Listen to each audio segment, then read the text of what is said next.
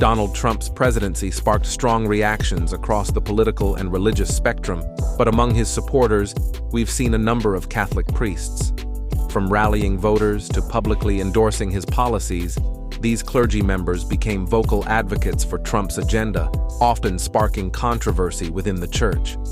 In this video, we'll explore the Catholic priests who stood by Trump, their motivations, and the roles they played in shaping his relationship with the Catholic community. Now let's take a look. Number 1. Father Frank Pavone. Born in 1959, Pavone later joined the Salesian order but eventually left to join the Archdiocese of New York. Since then, he has become the National Director of Priests for Life and the Chairman and Pastoral Director of the Rachel's Vineyard Project. He is also the President of the National Pro-Life Religious Council. In 2020, Pavone served in various roles on Donald Trump's presidential campaign. He served on the Catholic Advisory Board and was named National Co-Chair of Pro-Life Voices for Trump. When the Holy See's Congregation for the Clergy requested that Pavone refrain from using any formal title within the campaign, both he and the campaign complied with the request, although he continued in his role of advising and advocating for the campaign. In 2022, the Vatican defrocked Father Pavone for the following reasons: blasphemous social media posts and disobedience of his bishop. He was found guilty in a canonical proceeding. Number 2. Father Jason Chiron.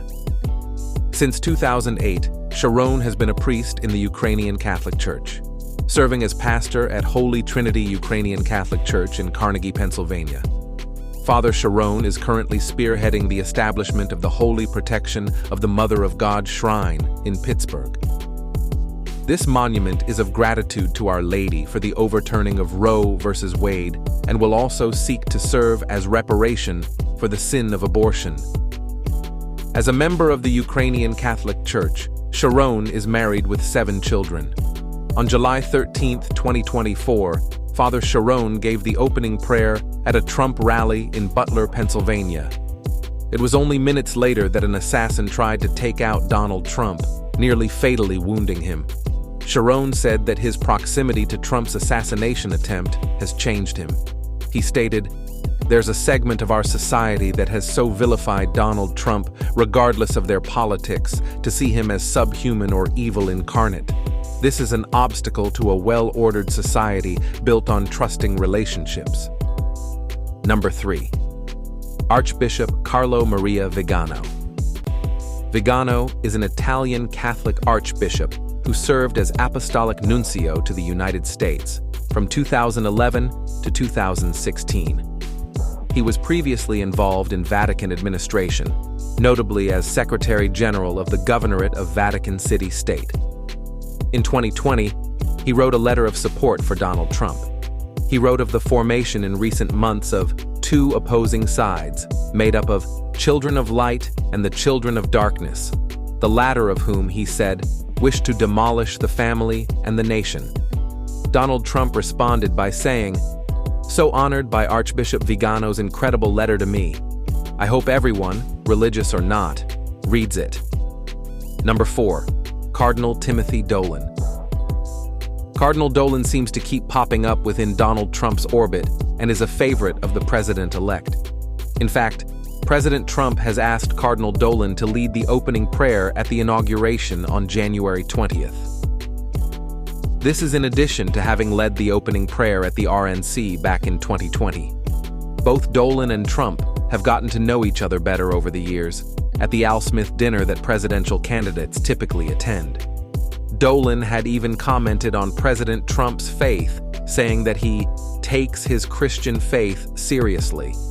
In 2020, a call was held between President Trump and over 600 Catholic leaders across the country. The president hailed Dolan as a great gentleman and a great friend of mine, adding that he respects what the cardinal asks for. Cardinal Dolan went on to say he was honored to be the lead-off batter, and the feelings are mutual, sir, noting that the two had been on the phone often in recent months, and joking that the cardinal's 90-year-old mom in Missouri says, "I call you more than I call her." Number 5. Father Dennis. In March of 2024, there was an event held at Mar-a-Lago called Catholic Prayer for Trump. One of the speakers was a man known as Father Dennis, who prayed for attendees and the Trump family, and blessed the meal. Little else is known about this mystery priest, not even his last name. Famous exorcist, Father Chad Ripperger, was also spotted at Mar-a-Lago shortly after the election. It's unknown whether he met with the president-elect. Number 6. Fathers Garrett Nelson, Ryan Erlenbush, Kevin Christofferson, and Christopher Lebsock. In July of 2018, Donald Trump held a rally in Great Falls, Montana. Directly behind Trump were 4 Catholic priests wearing their black clerical garb. There was some public outrage over this, as some thought it was inappropriate for the priests to have been at the rally. Bishop Michael Warfel of the Great Falls Billings Diocese made a statement indicating that he had asked the priests to avoid wearing their clerical garb at partisan events in the future. Father Garrett Nelson commented, "I in no way intended my presence to be a full-fledged endorsement from the Catholic Church for the president. The purpose for me being there is I'm pro-life." In response to blowback, when he was asked not to wear his priestly attire in public, Nelson stated, "My priesthood is my identity. It's not just a job, it's who I am." Number 7. Archbishop James Listecki. Archbishop Listecki was asked to give the opening prayer at the 2024 Republican National Convention in Milwaukee, Wisconsin. In his prayer, he stated, "We pray that you assist our elected officials and candidates always to protect our freedoms, to preserve our democracy, and to govern fairly. Grant them the wisdom every day to place the good of our nation above personal interest and to cherish our union. Teach us all to respect justice and our equality before the law."